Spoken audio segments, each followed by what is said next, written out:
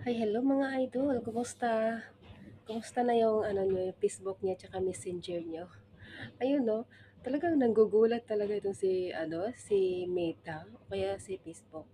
Kasi basta-basta na lang nila-log out yung Facebook. Ano, nanggugulat talaga sila. Natatawa lang ako kanina kasi siyempre biglang nag-log out yung Facebook. Tapos yung ibang mga kasamahan ko, hindi naman kasamahan, yung iba din mga friends ko, sabi nila, nagtatanong sila, ano nangyari sa Facebook? Bakit nawala? Sabi nila nag-log out, may scam ba? Na-scam yata yung Facebook ko kay Messenger ko kasi yun nga, hindi na nila ma-open. After 40 minutes yata na-open na yon. Ayun talagang kaloka, nanggugulat talaga si Facebook 'no? Bigla-bigla na lang siya, nagla-log out. Kakaloka, yung iba nga hindi na nabalik daw kasi ina-uninstall nila yung Facebook nila.